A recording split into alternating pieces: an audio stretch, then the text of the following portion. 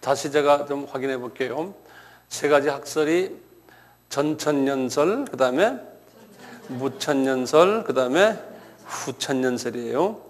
이것이 역사적으로 어떻게 변천된 날을 내가 좀 설명해 드릴게요. 그래서 이제 역사적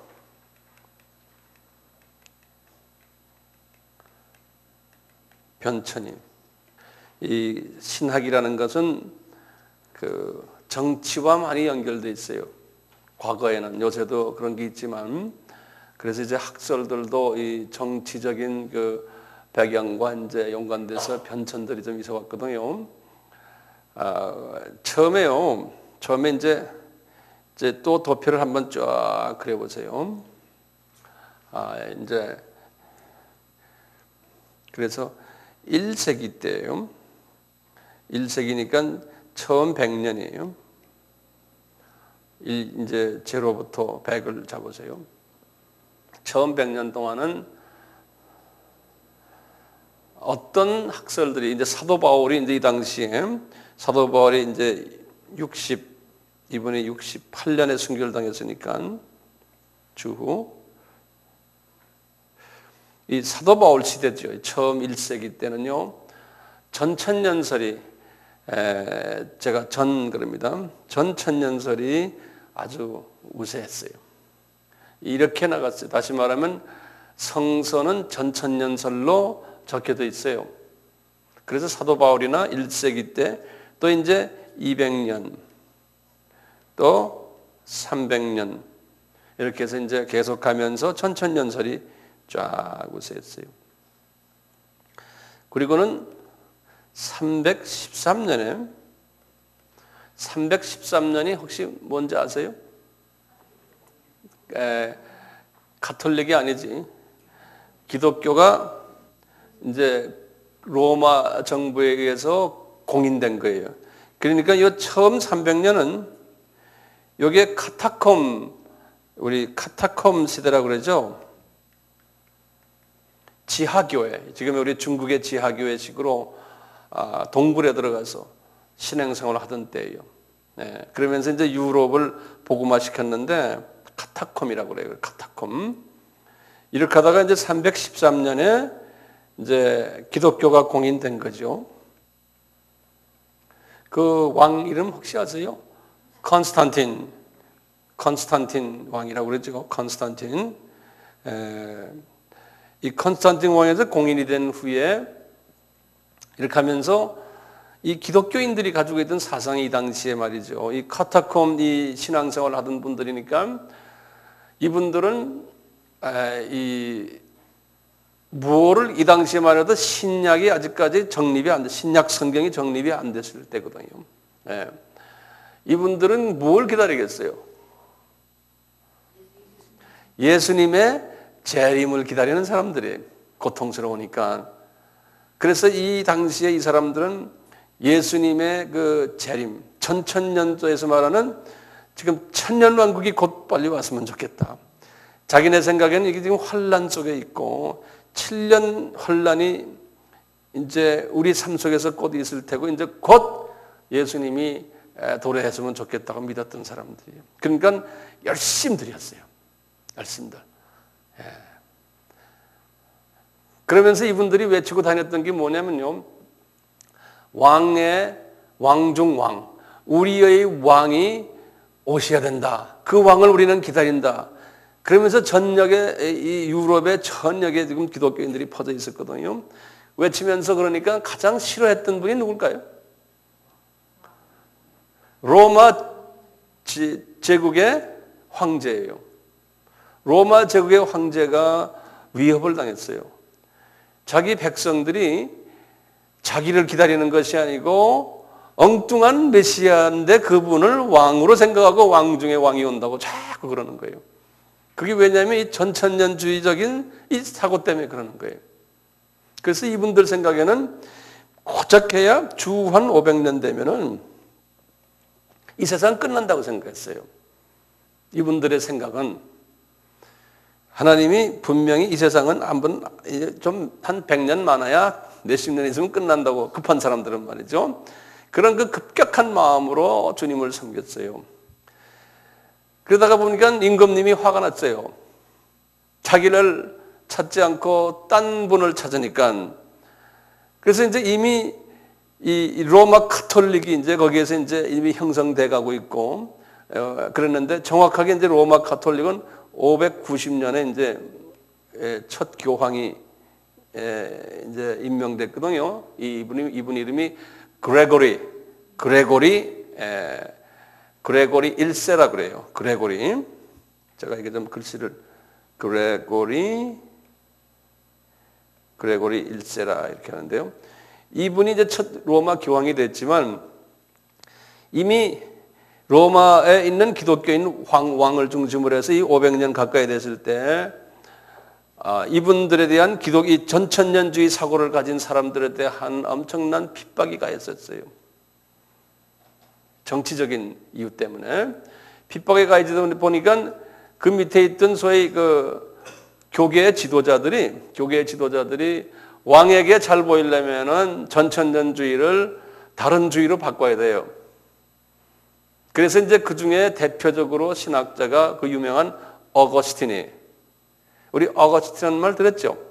예, 어거스틴이 약 한 500년 바로 전분인데, 어거스틴.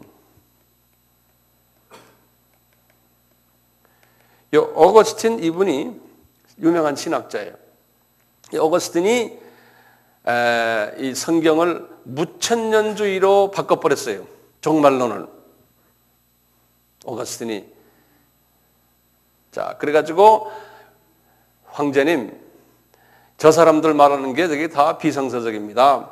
이미 왕은 주후 30년에 예수님은 이미 오셔서 지금 다스리고 계십니다. 그 왕이 다시 오는 것은 지금 오시는 게 아닙니다. 앞으로 1000년, 2000년 후에 천천히 오실 테니까 걱정하지 마십시오. 그래서 신학을 다시 재정비를 한 거예요. 종말론을. 그것이 무천년주의가 된 거예요. 역사적인 이야기를 들으면 쉽죠, 이해가. 그래가지고요, 로마 카톨릭이 무천년주의를 그대로 적용해버린 거예요. 로마 카톨릭 교회가. 그러니까 로마 카톨릭 교회가 언제까지 쫙 계속했어요? 이 종교개혁이 1517년이거든요.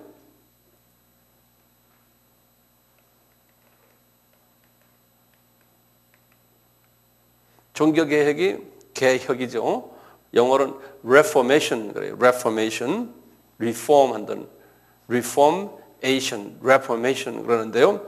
종교개혁이 일어나서 카톨릭이 이제 약화되고 이제 개신교가 이제 그 중에서 이제 나타났는데, 그때까지도 카톨릭은 무천년주의를 계속 이어왔어요. 그러니까 전천년주의를 말하는 사람들은 다 감옥에 집어넣고 완전히 핍박을 해서 이제 그러니까 초창기에 그러다가 이제 그 1000년 동안, 지금 종교개혁까지 1000년 동안은 전천년주의 사상을 말하는 사람도 없었고 전혀 없었어요. 그걸 말하면 다 이단으로 해서 다 목을 쳐버렸다고요. 이 종교가 그렇게 무서운 거예요. 기독교 역사를 보면 그래요. 우리 하나님이 마음이 넓으시죠. 그냥 가만히 놔두신 거예요. 우리가 볼 때는 성질이 급하지만요, 우리 하나님이 보실 때는 그냥 놔둬라 그러신다고. 그런 하나님이 지금도 똑같이 그러세요, 우리에게. 우리가 성질이 급해서 그렇죠. 크게 보실 때 지금 우리에게 일어나는 이건 아무것도 아니에요. 하나님의 눈으로 볼 때. 그러니까 마음을 편하게 가져라 그러는 게 그냥 편하게 가지세요. 당장 뭐 일어날 것 같죠? 걱정하지 마세요. 하나님의 큰 계획 속에서 우리는 지금 움직이고 있는 거니까요. 자, 이렇게 해서 이제 개신교가 나왔거든요. 개신교가 제일 먼저 나온 개신교가 루터가 이제 개혁을 했으니까요. 루터가 만든 교단이 루터교회예요. 그리고 이어서 칼빈이 만든 교단이 개혁교단이라고 그랬어요. 그 중에 개혁교단 중에 하나가 장로교예요. 그렇지만 이분들이 루터교나 장로교나 이런 분들이 종말론을 바꿀 수가 없어요. 왜냐하면 그동안에 영향받아온 것 그대로니까. 그래서 쭉 무천년주의로 그냥 이어갔어요. 무천년주의로. 기독교 역사 속에서요. 쭉 이어가다가 이 1800년도부터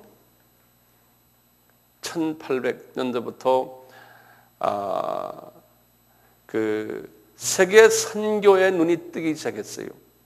기독교인들 중에서. 그래서 이제 이때는 영적 각성기라 그러는데요. 성령님이 이 영국과 미국, 유럽에 성령님의 불이 떨어지기 시작했어요. 개신교회 특히. 그래서 영국의 그 첫 선교사, 인도에 가신 윌리엄 캐리라고 있어요. 이 사람이 1796년인가 그래요. 그러니까 1800년에 마이너스 한 4, 5년 돼요. 윌리엄, 유명한 분이에요. 윌리엄 캐리라고 그래요. 캐리. 베프티스트. 베프티스트 하면 침례교죠. 이분이 인도의 선교사로 가는 선교사의 첫 선교사 이름이 윌리엄 캐리. 아주 유명한 분이에요. 여기 선교사님들 앉아 계시면 이분이 그 선교사님들의 할아버지. 이분이. 그래서 이제 해외 선교가 이때부터 시작이 되면서 이 선교사들의 생각은 뭐였냐면은 예수님의 재림이 가까웠다라는 하나의 그 대명제를 가지고 선교를 하기 시작을 했어요. 이 복음이 들어가지 않은 것에 복음 전해야 된다. 그래야 예수님이 오신다. 그러면서 이분들이 가지고 있던 종말론이 뭐냐? 성경을 들여다보니까 무천년주의와 다르다는 거예요. 그래서 이분들이 이제 선교사 그룹들이 전천년주의의 그 새로운 과거의 초창기에 있었던 그 사상을 다시 도입하기 시작을 했어요. 전천년주의를 도입해가지고 그것을 선교주에다 뿌렸어요. 선교주에다가. 그래서 지금도 가면은 이 인도니 중국이니 동남아시아 나라니 아프리카니 난민이 가면 대부분의 제3세계의 교회들은 다 전천년주의 종말론 사상을 가지고 있어요. 우리나라도 마찬가지고요. 우리나라도. 그러면서 나오다가 이제 이분들이 그러니까 핍박이 좀 있었죠. 주류 교단에게요. 그러다가 이제 1900년대에 와서 이 제2차 영적 각성기가 또 나타났어요. 영적 각성기가 이제 그 1800년 전후로 해서 한번 있다가 한 4, 50년 가다가 다시 1900년 전후로 해서 또 영적 바람이 불었어요. 이때 선교사들이 많이 미국을 중심으로 해서 영국을 중심으로 또 많이 나왔어요.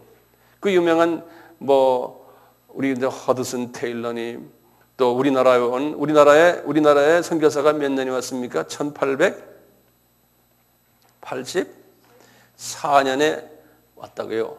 이분이 언더우드 아펜셀러가 인천에 내려온 거지.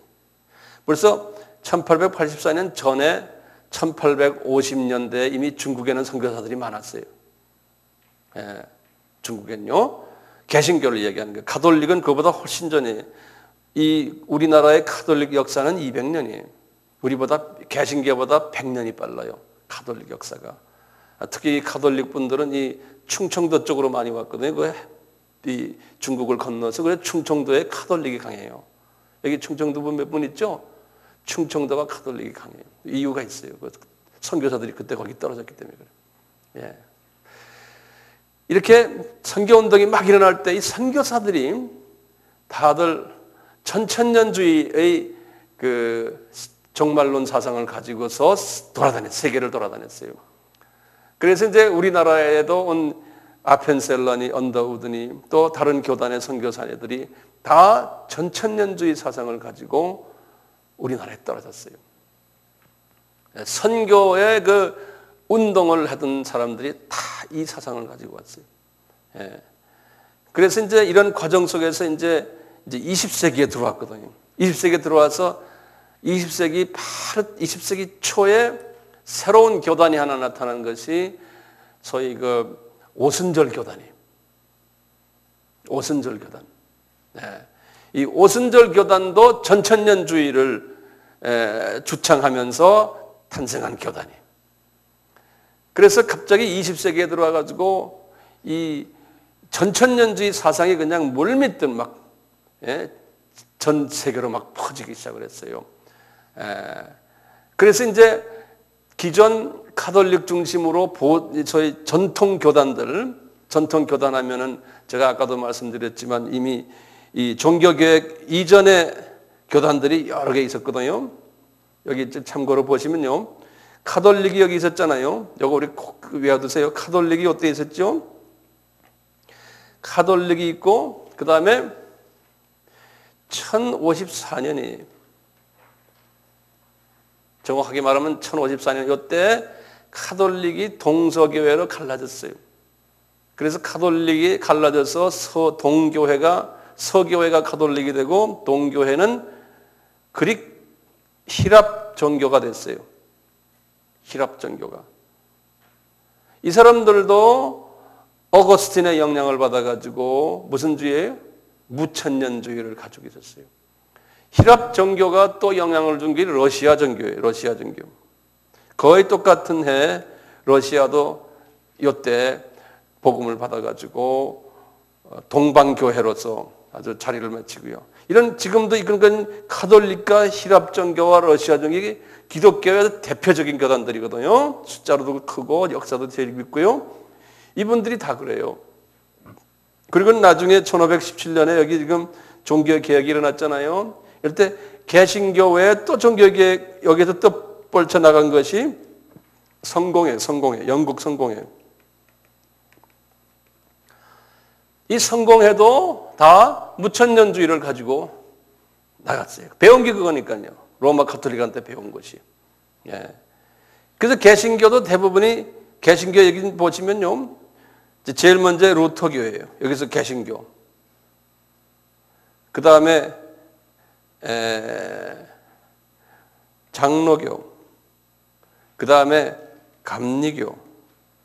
그 다음에 침례교. 이런 교들이 이 종교개혁 이후에 이 교단들이 형성이 됐어요. 쭉 나가다 이제 이분들도 소수가 용감한 소수가 이 전천년주의로 이제 가면서 나중에 선교사 그룹이 이분들에서 나온 선교사 그룹들이 전천년주의로 가고요. 그리고 1900년에 딱 와서 새로운 교단이 또 하나 나온 게 오순절 교단이에요. 그 오순절 교단은 최근 교단이에요. 100년이 좀 된 교단이에요. 나머지 교단들은 개신교 안에서도 다 400~500년씩 된 그런 교단들이고 전통이 있는 교단들이고 오순절만 뒤늦게 나타난 교단이니까 이 소위 기존 교단들에게서 많이 핍박을 받았어요. 이단이라고 그러고 이런 아픔들이 있었는데요. 지금 와서는 오순절 교단이요. 개신교 안에서 제일 큰 교단이 되어버렸어요. 개신교 안에서. 놀라게 커져버렸어요. 그리고는 전통적인 이 나머지 교단들은 숫자가 점점 줄어들고 있고. 자, 이렇게 됐는데 이 오순절 교단도 전천년주의를 가지게 되고 선교사 그룹들도 그렇고 이제 이렇게 쭉 흘러져요. 자, 그런데 보세요. 이 무천년주의 사람들이 카톨릭이나 지금 어디입니까? 여기 성공회나 또는 어디에 있어요 또? 로마 히랍 종교, 러시아 종교 이런 모든 분들 그 다음에 루터교, 장로교 이 안에도 거의 대부분이 무천년주의였어요. 이분들이 쭉 가다가 18세기 중엽부터 말이죠. 세상이 조금씩 변화되기 시작했어요. 예컨대 소위 산업혁명이 일어났어요. 이 서구 사회가 갑자기 산업혁명이 일어나면서 전기도 생기고 말이죠. 기차가 막 선로로 달리고 전화도 막 나오고 이제 18세기, 19세기 막 들어오면서 이러다 보니까 이분들이 신학적인 이 부분에서 혼돈이 오기 시작한 거예요. 왜 그러냐? 이 무천년주의는요, 아까 뭐라 그랬어요? 비관적이에요. 예수님이 재림이 가까이 온다. 그래서 이제 이 사람들 그 당시의 생각은 1900년 정도 되면 예수님이 오실 줄 알고 생각했던 사람들이 많았어요. 예? 그런데 갑자기 그냥 날이 밝아지는 거예요. 모든 것이 불편해졌던 것이 편해지고 말이죠. 세상이 그냥 천국같이 되니까 이 무천년주의 사람들이 이거 말이 아니다. 우리가 주님이 오시려면 이렇게 해서 점점 나빠져야 되는데 더 세상이 좋아지니까 우리가 학설을 바꾸자. 그래서 후천년주의로 만든 거예요. 후천년주의가 뭐죠?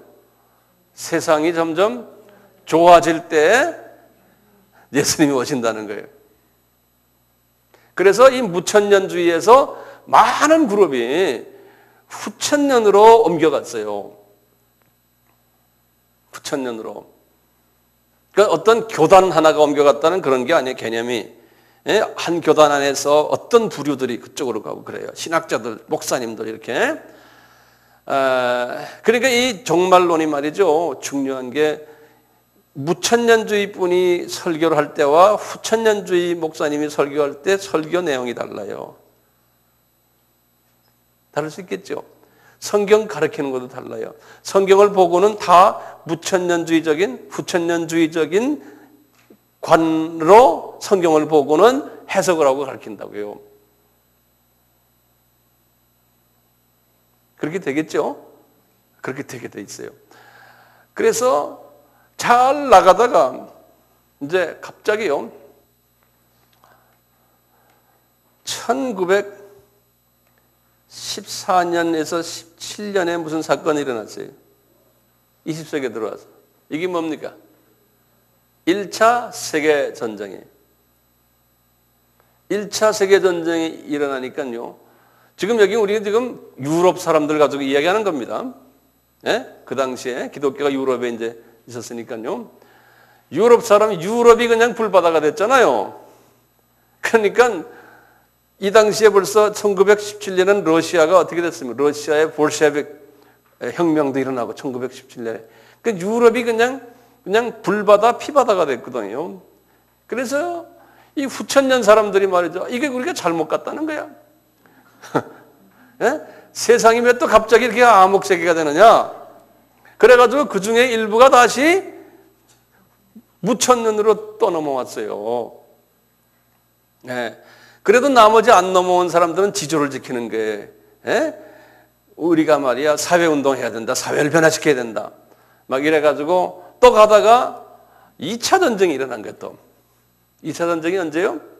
1937년에서 45년에 여기 이제 2차 전쟁이.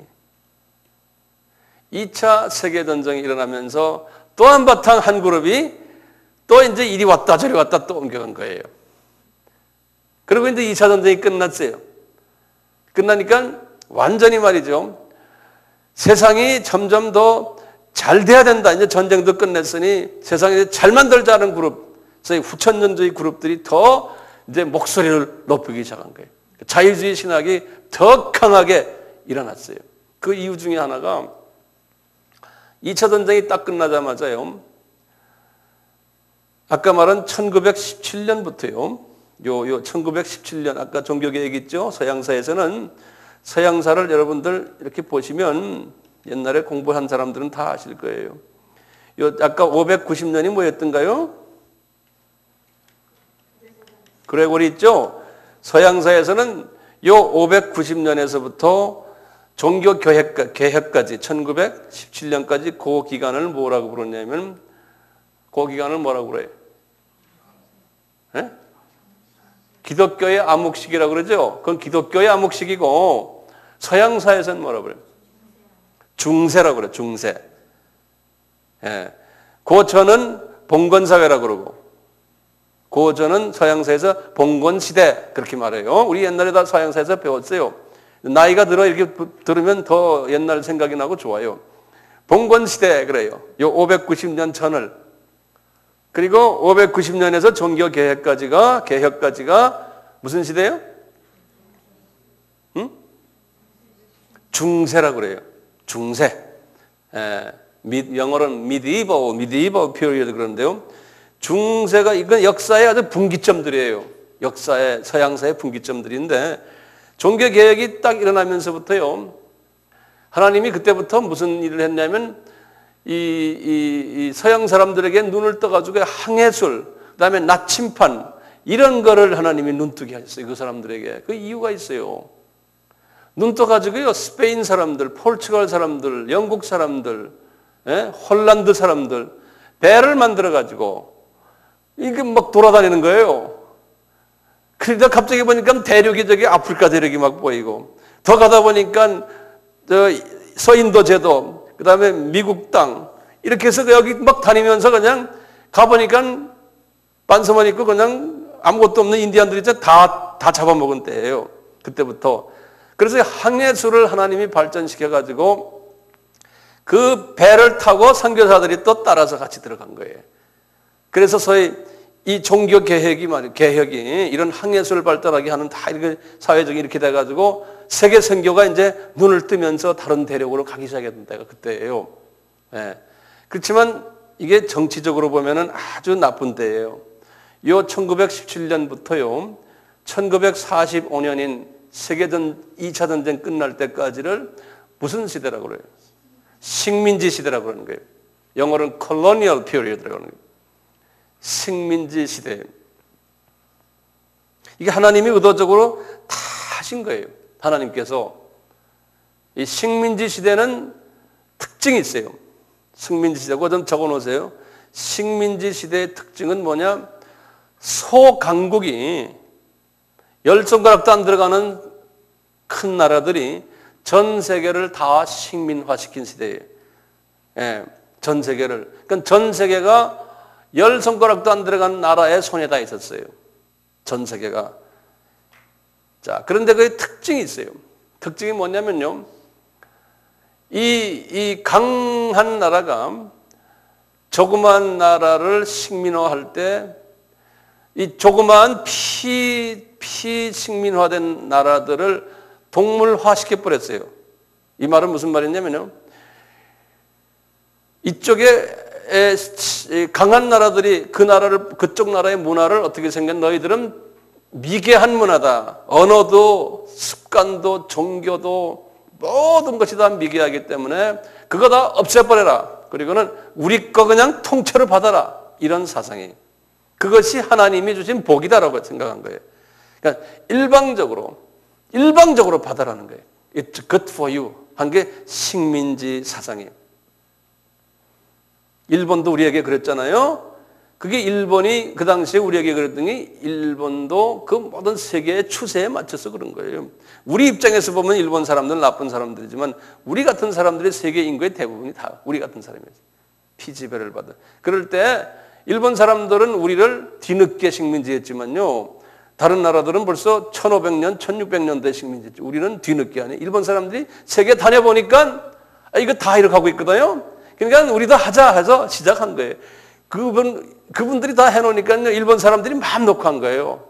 해놔도 미국 애들도 꼼짝 못하고 영국 사람들도 해먹어. 니네끼리 해먹어라. 이렇게 된 거죠. 자, 근데 이 식민지 사상은 뭐냐? 문화적 우월성이에요.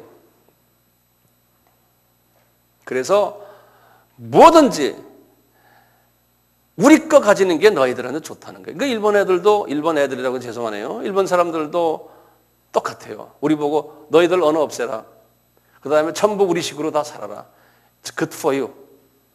그분들은 그런 사상을 지금도 가지고 있잖아요. 그래서 그걸 식민지 사상이라고 그래요. colonial mentality라고 그런다고요.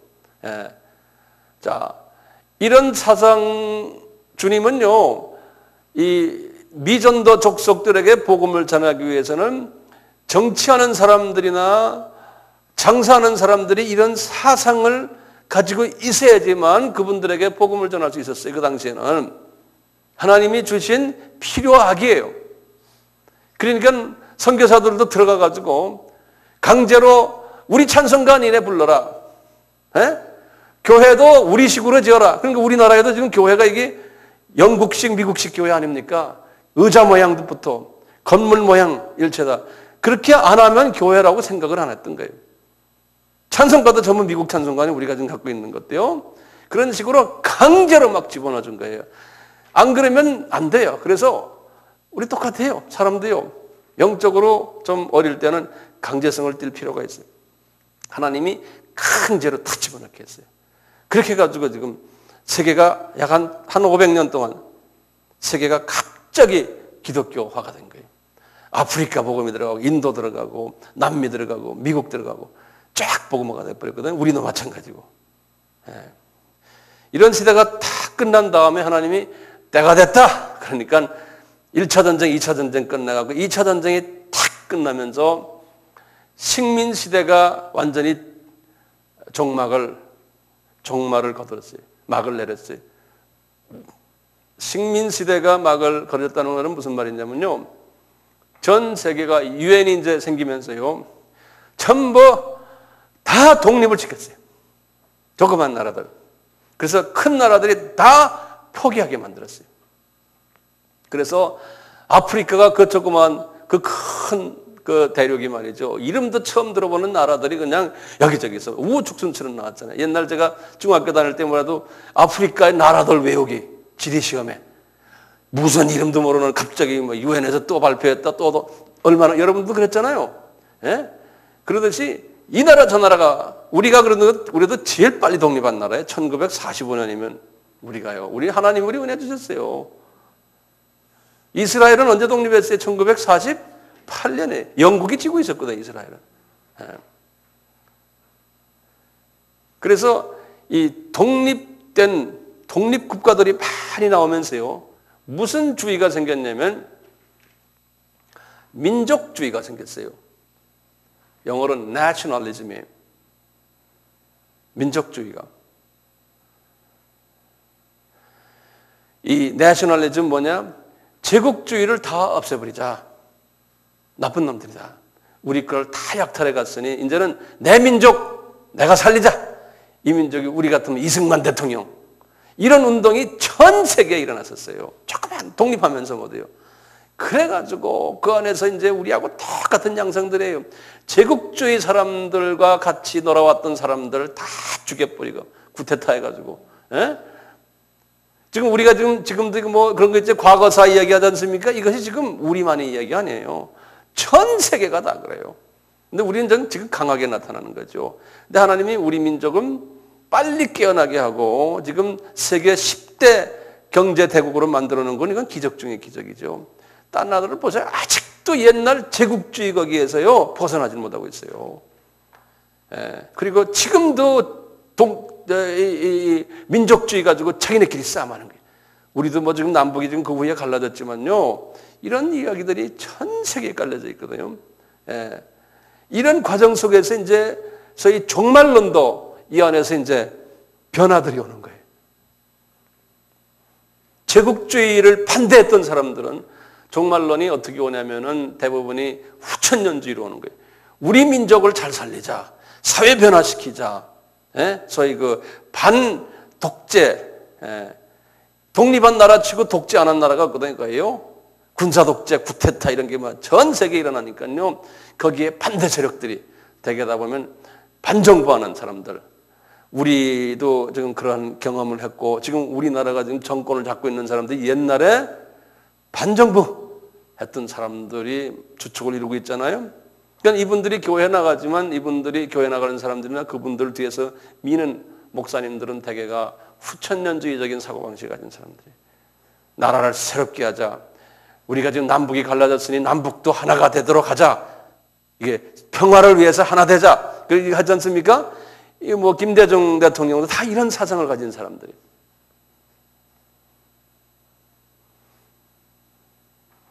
그래서 기독교인들이 정치에 들어가서 이런 사상을 가지는 건 이게 다 흘러온 그 백그라운드가 있어요. 역사의 흐름.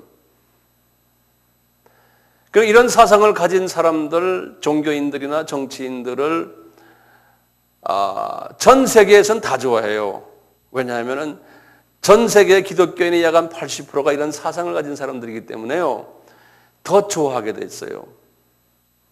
근데 이제 우리 같이 전천년주의 중에서도 소위 주님의 재림이 가까이 왔다. 이게 복음을 전하려고 하는 이런 미전도적 속에 전하려고 하는 사람들은 소수예요. 그리고 아주 좁은 소견을 가지고 있어요. 그분들이 볼 때 우리는 그리고 이 세상은 점점 악해지니까 그 악해지는 걸 위해서 우리가 변화를 시키자 이런 것보다도 악해질수록 우리는 더 나가서 복음을 전하자 하는 그런 사상을 가진 우둔한 사람들이 소수의 무리가 지금 우리 무리예요. 여러분들은 모르겠지만 최소한 저는 그렇다는 거예요. 네. 그 보면 바보죠. 대세를 따라서 가지 않으니까. 왜들 조용하세요? 네. 대세를 따라가지 않으니까 그래요.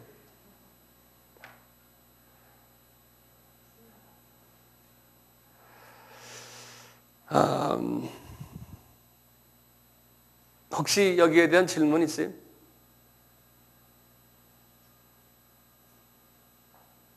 질문 좀 해줬으면 좋겠네. 응? 없어요?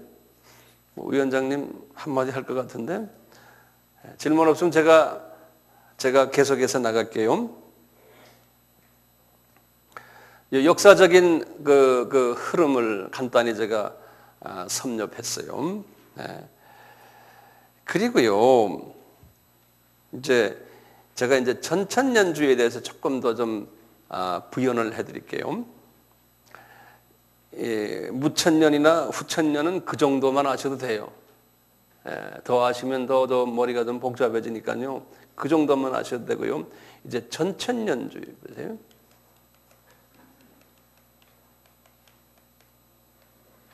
전천년주의를 조금 좀 자세히 설명을 좀 해드릴게요. 이 전천년주의는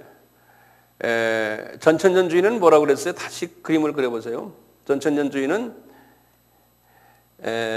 휴거가 있고요. 7년 크게 그리세요. 환란이 있고, 그리고 이제 천년 왕국이지. 만년이 돼버렸네. 자, 이 전천년 안에요. 전천년 안에서 요 밑에 좀 적으세요. 휴거가 언제 일어나냐에 따라서 또 학설이 3개가 있어요. 첫째가 뭐냐면요. 첫째가 그림을 보시면 예수님이 여기 공중 재림이에요. 예수님이 이제 공중에 이게 공중 재림이 있는데요.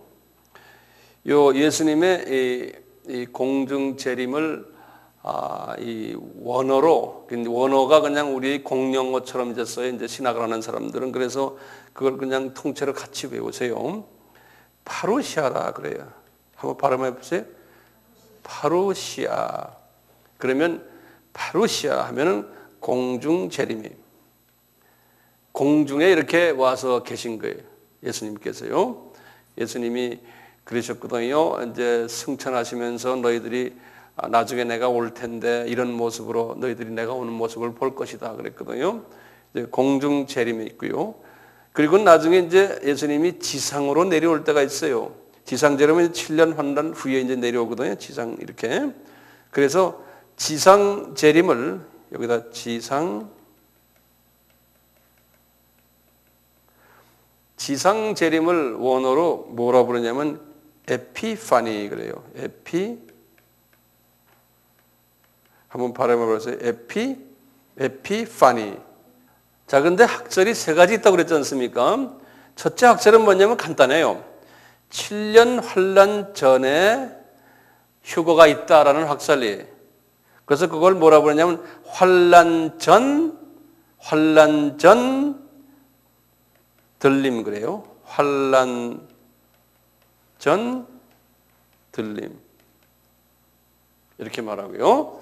그 다음에 이제 심플해요. 환란 3년 반에 7년이니까요.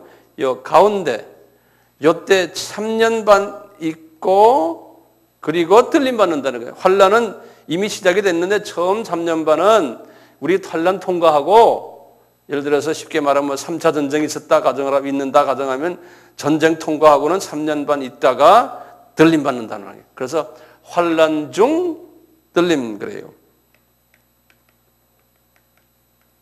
환란 중 들림, 이런 학설이 있고요. 그 다음에 제일 마지막에 환란이 다, 모든 기독교인들은 다 환란 통과하고 3차 전쟁을 통과하고 그리고는 들림 받는다는 게, 그래서 환란 후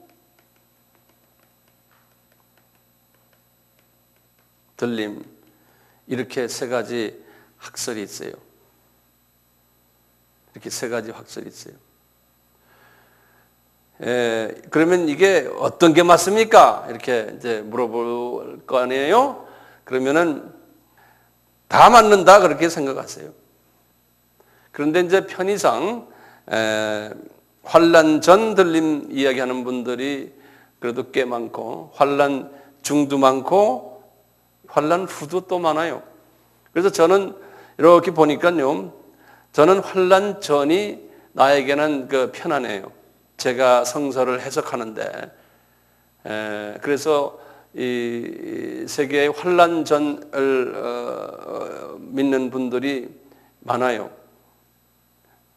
뭐 빌리 그레함 목사도 이쪽에 있고, 우리나라에 보면 많아요. 우리나라의 유명한 목사님들 중에 조영기 목사님도 여기에 속해 있고 있는데, 또 그렇다고 해서 환란 중과 환란 후도 아주 또 유명한 분들이 또 많아요. 그러니까 어떤 것이 틀렸다 맞았다 보다 자기가 성서를 보고 성서 속에서 이해될 때 이렇게 이해하는 것이 가장 나에게는 편안하다, 다른 걸 비교해서 볼 때. 그래서 그렇게 한 것뿐이에요. 그래서 좋든 안 좋든 여기 앉아 계신 분들은 저를 따라야죠. 예. 싫은 사람도 나가세요. 예. 이것은 지금 전천년주의예요. 전천년주의에서 이 들림을 언제 받냐에 따라서 차이가 있어요. 그러니까 예컨대 이제 환란 전 들림 받는 분들은 환란 전, 예? 이제 보면은 모든 크리스찬이 다 들림 받지 않는다고 생각하는 거예요. 지금 우리가 지금 살고 있는 이때에 만약에 이 사건이 일어났다면은, 그러면은 소수의 선별된 사람만 들림 받고 나머지 크리스찬들은 통과를 한다는 거예요. 예를 들어서 핵전쟁을 통과하면서 그 안에서 또 복음을 전하다가 순교당하는 사람도 있고, 안 그러면 어려움 당하다가 살아남는 사람도 있고, 기타 등등 이런 일들이 일어난다는 거예요. 그래서 여기에 자세한 것은 이제 계속해서 제가 이제 연속적으로 말씀을 드릴 거예요. 구체적으로요. 예, 오늘은 이렇게 대강 이야기인데요. 예컨대 환란 후라고 생각하는 사람은 어떻게 생각했어요? 모든 크리스천들은, 교회는 3차 전쟁을 그냥 지난다, 통과한다는 거예요. 그 속에 다 들어가서 있는다는 거예요. 여기에서 엄청난 그 사고의 차이가 와요. 그리고 신앙생활에 차이가 오고, 설교에 차이가 오고. 예를 들어서 환란 후면은 3차 전쟁이 우리 이때 일어난다 그러면 말이죠. 정말 전쟁 준비, 이 어려운 전쟁 속에서 서바이브하는 연습도 하고, 또 복음 전하는 준비도 해야 되고, 아주 단단한 무장을 해야 되는 이제 그러한 걸로 준비를 하고 그렇게 또 살아야 되고요.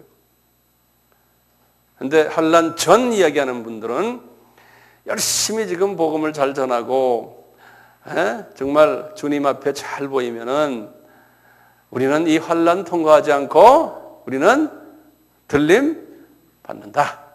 그러니 열심히 복음 전하자. 이렇게 또 해석이 될 수 있죠.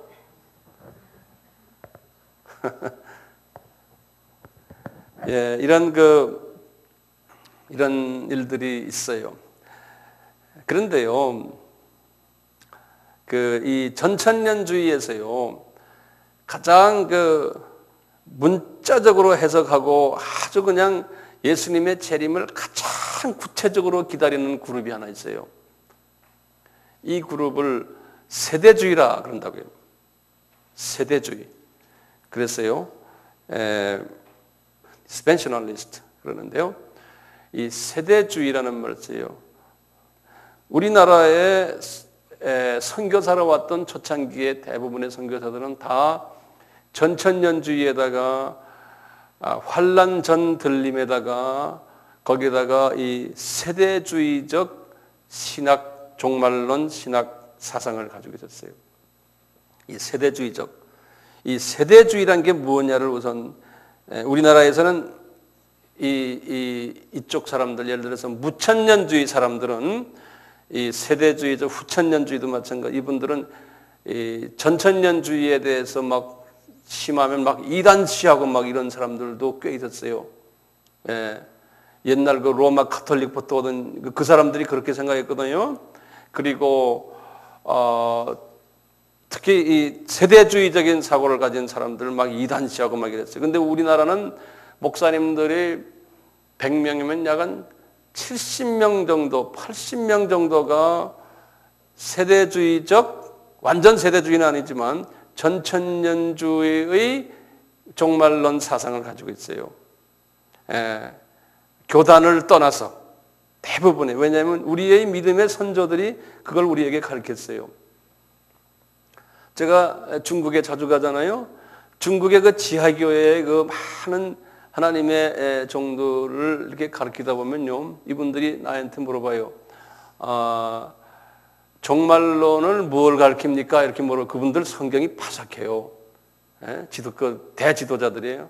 그래서 나는 전천년주의를 가르친다. 그러면 좋대요. 중국에서 만약에 무천년이나 후천년 가르치면은 저희들은 안 받아들입니다. 중국 기독교에는 전부 삼자교회 빼놓고요. 삼자교회는 무천년, 후천년 가르쳐요. 소위 그 가정교회, 지하교회는 다 전천년을 가르쳐요. 그러니까 제가 거기에 가서 그분들에게 가르칠 수가 있어요. 벌써 이 종말론이 맞지 않으면은 단에 못 쓰게 해요. 왜냐하면 전체 자기네 신학을 흔들어 놓기 때문에 그래요. 성경 해석도 다르게 해석하고 이렇게 되기 때문에.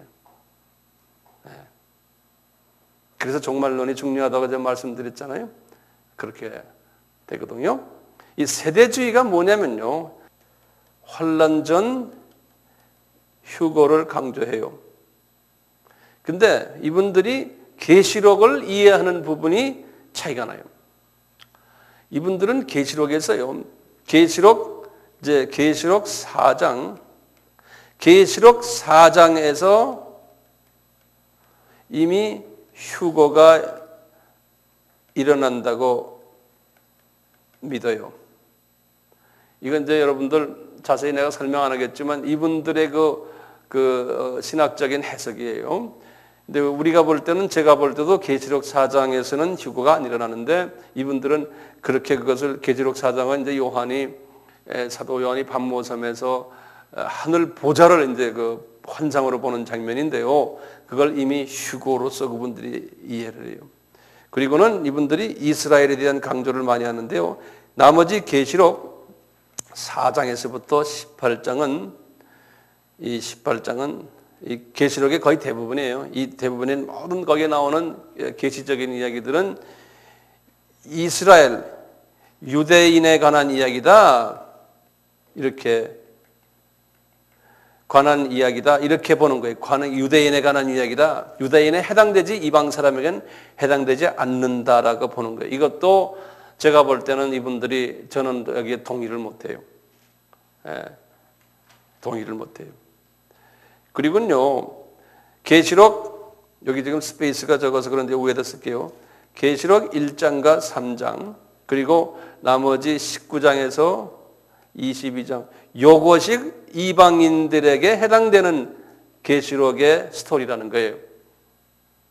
예, 계시록 1장과 3장, 19장과 22장. 그 다음에 세대주의 내가 조금 더 할게요. 여기 천장 스페이스가 네 번째, 다섯 번째 세대주의 다시 다섯 번째요. 이 사람들은 또 뭐냐면 이 세대를요. 그 세대라는 말은 뭐냐면 이렇게 한 역사 속에서요. 그 하나님의 한 계획이 있는데 그 계획을 한 세대 이 dispensation이라는 말은 어떤 그 하나님이 역사하시는 그 한 역사의 시간에 그 구분이 돼요. 이 시대에는 하나님이 이렇게 했고 이 세대에는 이렇게 했고 이렇게 해서 세대를 7개로 나눠요. 이 창조부터 시작해서 그래서 7개의 세대로 구분해 뭐 율법 시대 무슨 시대 이렇게 해가지고요. 그래서 이제 세대주의라 이렇게 말하는데요. 이분들은 대부분의 이 세대주의 사람들은요, 이 성령님의 은사들, 특히 보이는 은사들이요, 은사들을 부인해요.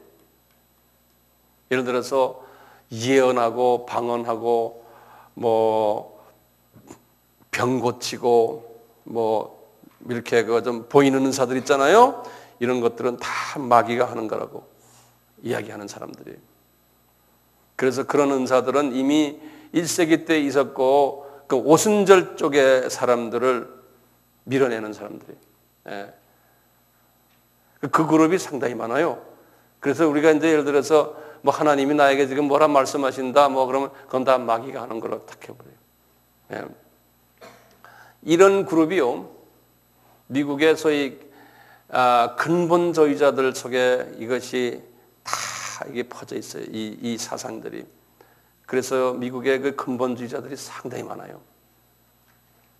이제 이 대표적인 그 신학교가 미국의 유명한 신학교예요. 대표적인 신학교가 그 텍사스 달라스에 있는 달라스 신학교라고 그래서요.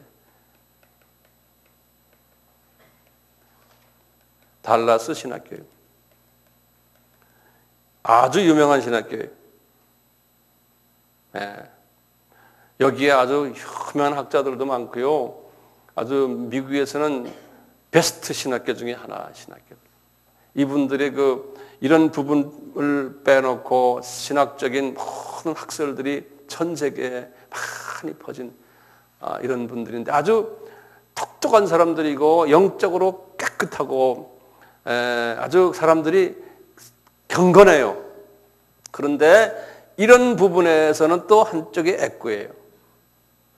하나님이 다 그렇게 놓으세요. 사람을 보면. 그다음에 LA에 아주 유명한 신학교 하나 있어요. 탈봇 신학교라고 있어요. LA에 풀러 신학교가 있고 그 다음에 탈봇 신학교, 바이올라라는 이름인데 이 탈봇 신학교에 또는 바이올라 신학 이 이름이 같은 이름이에요. 그래서 탈봇 바이올라는 건 뭐냐면 바이블 인스티튜트 오브 LA라는 소리예요. 예.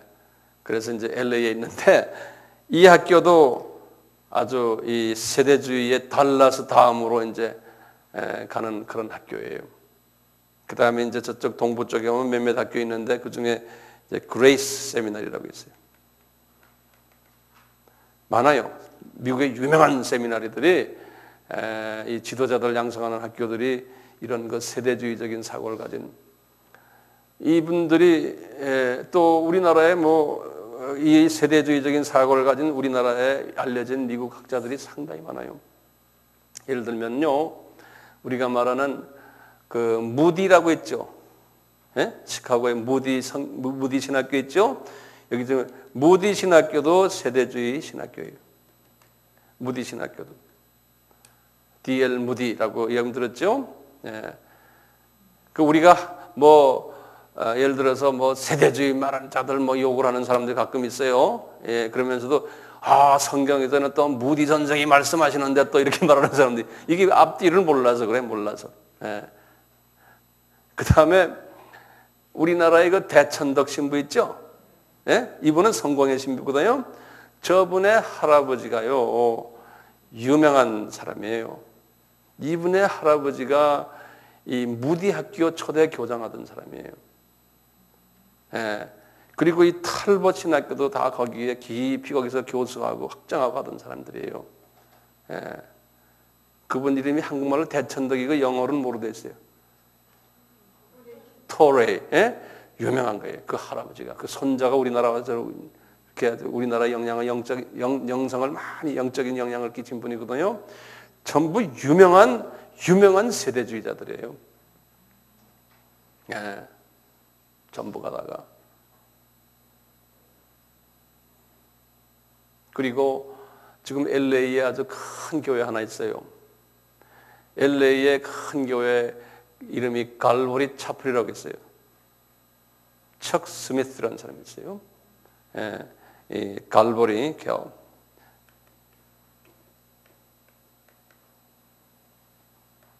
갈보리 차플이라고요. 아주 유명한 교회거든요. 교인이 내 생각에는 2만 명에다가 이 교회를 통해서 나간 개척교회들이 미국에 한 5, 600개 돼요. 우리나라에 이 사람 책이 많이, 이 사람 설교가 많이 번역이 됐어요. 이거 척 스미스라고요.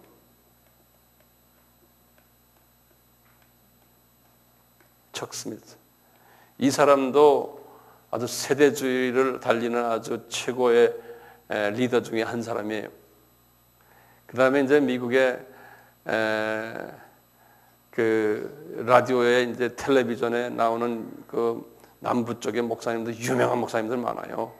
이런 사람들 보면 이름을 제가 대면 여러분들이 잘 모르시니까 아주 그냥 이 세대주의 사람들. 예컨대 이 사람들은요, 예수 그리스도가 당장 내일 오는 것처럼 이야기를 해요. 보따리 싸라. 예를 들어서 이 척스미트나 여기 지금 무디 같은 학교에서도요, 1991년에 90년에 저 이락 사건이 있었죠. 이락 침공이 있었잖아요. 이미 그냥 그 무디 바이블 그 학교에 라디오가 있어요. 제가 그때 시카고에 있었는데 전국에다 내가 방송을 해요.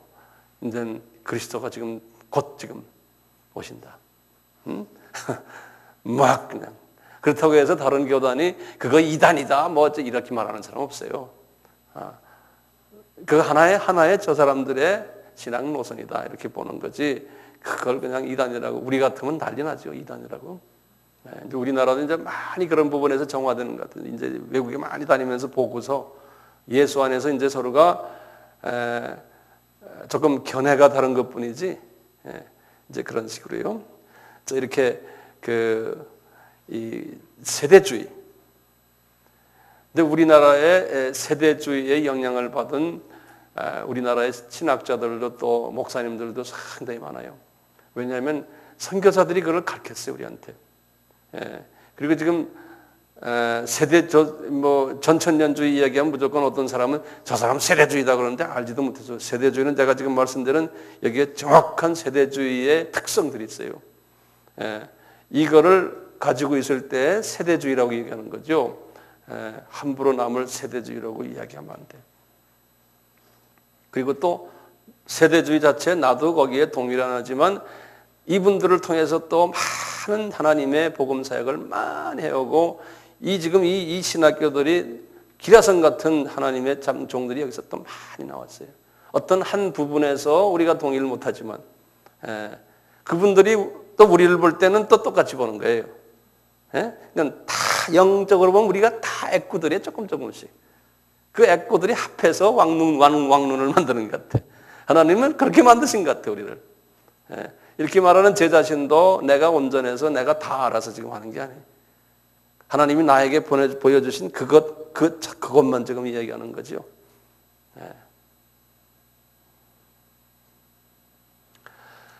정말로는 재미있어요.